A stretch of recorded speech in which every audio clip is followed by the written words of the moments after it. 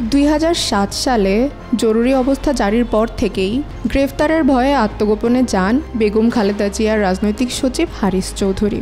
আওয়ামী লীগ সরকারের দীর্ঘ ক্ষমতার সময়ও ছদ্মবেশে রাজধানী ঢাকার পান্থপথেই কাটিয়েছেন তিনি। এ সময় নিজের নামও পরিবর্তন করেন একসময় বিএনপির প্রভাবশালী এই নেতা।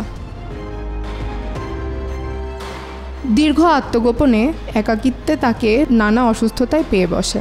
2021 সালের আগস্টে যখন তিনি গুরুতর অসুস্থ হয়ে ছদ্মবেশেই ভর্তি হন রাজধানীর এভারকেয়ার হাসপাতালে। সেখানে চিকিৎসাধীন অবস্থায় 3 সেপ্টেম্বর মারা যান হারিস চৌধুরী। মৃত্যুর সময়ে সঙ্গে ছিলেন একমাত্র মেয়ে ব্যারিস্টার সামিরা তানজিন চৌধুরী। 5 আগস্ট শেখ হাসিনার পতন এবং ছাত্র জনতার বিজয়ের পর সামিরা চৌধুরী সময়ক্ষেপণ না করে 18 আগস্ট দেশে ফিরেন। পরে সিলেটের হজরত শাহজালাল রাদিয়াল্লাহু দরগায়ে দোয়া করেন। এতে সিলেট ও কানাইঘাট বিএনপির নেতাকর্মীরা উপস্থিত হন।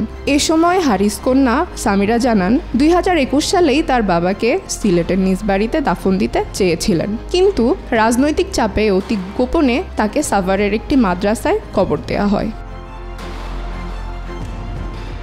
সামিরা বলেন, তার বাবার শেষ ইচ্ছে ছিল সিলেটে যেন তাকে দাফন করা হয়। আমি এখন এটিই চাই, এজন্য প্রক্রিয়া শুরু করা হয়েছে। অনুমতি পেলে সাভার থেকে তার কবর সিলেটে নেওয়া হবে।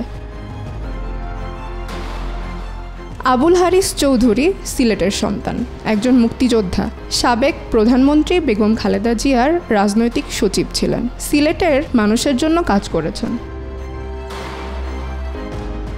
চন্দ্রিকা মজুমদার, আজকাল নিউজ ডেস্ক।